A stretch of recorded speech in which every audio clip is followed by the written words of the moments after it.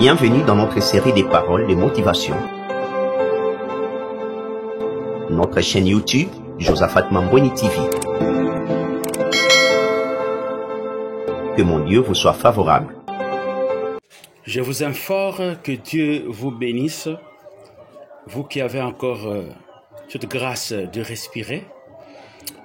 Nous sommes aujourd'hui pour parler de la troisième partie de notre motivation intitulée « Décidément, une vie équilibrée ». Nous devons être équilibrés en tout et dans tous les domaines. Donc ceux qui ont raté la première comme la deuxième partie, vous n'avez qu'à voir dans le site ou au-dessus, je crois qu'il y aura un lien qui va vous ramener aux anciennes vidéos où on parle d'une vie équilibrée. Alors, je vais vous lire un passage merveilleux. Nous sommes dans Éphésiens, le chapitre 2 au verset 10. « Car nous sommes son ouvrage, ayant été créés en Jésus-Christ pour de bonnes œuvres que Dieu a préparées d'avance afin que nous les pratiquions. » Donc aujourd'hui, on va aller parler de bonnes œuvres. Mais vous allez vous poser des questions. Mes frères, quand tu parles d'équilibre, mais les bonnes œuvres, c'est dans quel sens? C'est comme ça que je te supplie. Ne zappe pas, n'arrête pas la vidéo, va avec nous jusqu'au bout. Tu vas comprendre ce que nous voulons dire et en quoi se trouve la notion d'équilibre. Donc, quand quelqu'un est sauvé, quand quelqu'un est délivré de son péché, quand quelqu'un traverse la frontière et devient comme un enfant du royaume, il est appelé, grâce à la transformation, à produire un ensemble des actions dans sa vie. Et cet ensemble des actions, nous appelons ça les bonnes œuvres. Quand quelqu'un devient chrétien, sa façon de faire, sa façon d'agir et de réagir, tout change. Ainsi, dans la liste des actions qu'un homme peut faire, il y a des dons, il y a des aumônes, il y a des actes de charité, et tout ça, ça part de la générosité, la bienveillance, la bonté, la charité, et tout ce que nous pouvons citer dans la vie. Alors, pour vous donner une idée de la relation qu'il y a entre les bonnes œuvres et tous ces termes que je viens de citer ici, je vous fais une rapide définition de chaque terme. La générosité, c'est quoi? C'est une disposition à donner, plus qu'on est tenu de donner, et à recevoir moins qu'on pourrait réclamer. On dira que telle personne est généreuse. Il ne réclame rien en retour. Il ne gagnera rien, mais donne quand même parce qu'il est généreux.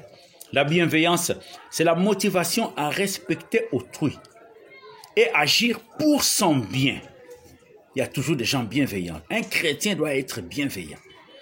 La bonté, qualité morale qui porte à être doux, facile, indulgent, à faire du bien. Un chrétien doit être bon comme Dieu est bon.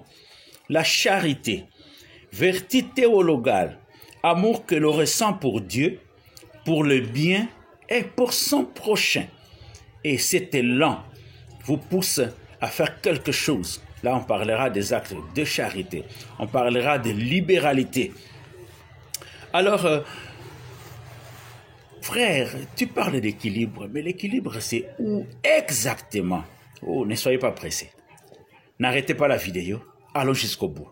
Je vous lis 3 passages intéressants. Si vous voulez noter, vous n'avez qu'à noter, mais c'est intéressant. On commence par le livre de Galates, le chapitre 6, le verset 10.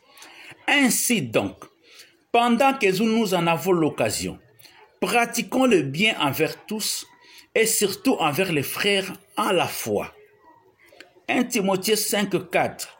Si une veuve a des enfants ou des petits-enfants, qu'ils apprennent avant tout à exercer la piété envers leur propre famille et à rendre à leurs parents ce qu'ils ont reçu d'eux, car cela est agréable à Dieu. 1 Timothée 5, 8.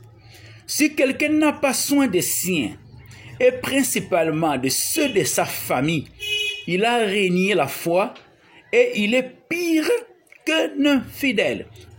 Alors, dans les bonnes œuvres que le chrétien est appelé à produire, la Bible dit, nous devons faire du bien à ceux qui sont tout autour de nous, à des personnes que nous ne connaissons pas, à l'église Et de l'autre côté, Dieu insiste, nous devions avoir de la générosité envers le membre de notre propre famille.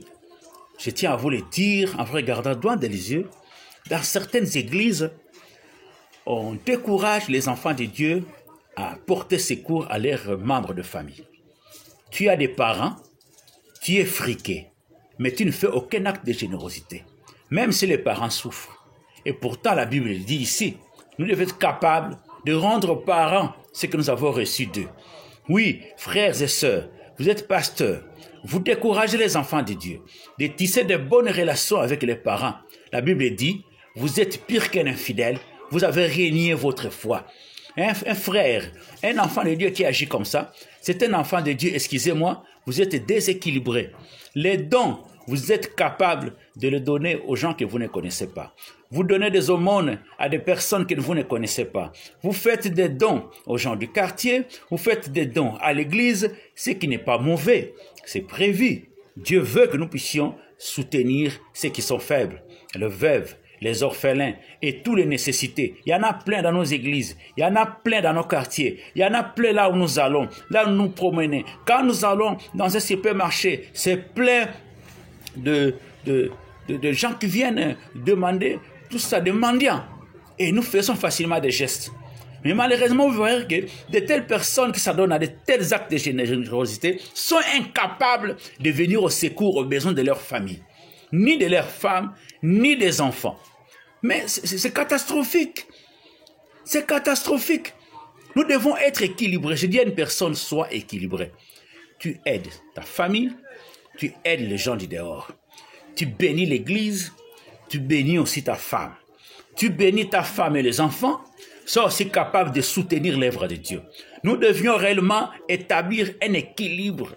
Celui qui aide l'église, qui aide les gens du dehors et qui n'aide pas sa famille, cela n'est pas agréable à Dieu. Dieu ne sera pas très content de toi. Mais c'est celui aussi qui aide l'église, qui n'aide pas sa famille, est un infidèle. Prends soin de ta femme, prends soin de tes enfants, prends soin de tes parents. Même si on dit que ce sont des sorciers, ce sont des parents qui t'ont donné la possibilité de venir au monde. Il faut faire un geste envers la famille. Bénissez les enfants de Dieu, bénissez vos parents, bénissez ceux qui vous entourent. Réellement, bien-aimés, je vous conseille de maintenir un équilibre là-dessus. Si vous êtes seulement dans un coin, Dieu ne sera pas très content. Si vous êtes seulement pour votre famille, vous ne voulez pas aider les autres, vous êtes aussi pire qu'un infidèle. Vous voyez, bien-aimés, de là où nous voulons parler de l'équilibre, soyons équilibrés dans les bonnes œuvres. Soyons équilibrés dans nos actes de générosité. Soyons équilibrés dans nos actes de bienfaisance. Soyons équilibrés quand il s'agit de libéralité. Soyons équilibrés quand il s'agit de donner des dons. Soyons équilibrés quand il s'agit de tel et tel autre qui parle de la générosité. Est-ce que quelqu'un a été béni? À partir d'aujourd'hui, change un peu de comportement. Dieu va te bénir. N'oublie pas de t'abonner, n'oublie pas d'activer la cloche de notification parce qu'il y a de bonnes choses qui arrivent encore. Beaucoup. La Bible, c'est une grande forêt, elle est profonde. Passez une excellente journée. Si vous avez suivi cette vidéo le soir, passez une excellente soirée. Que mon Dieu vous bénisse.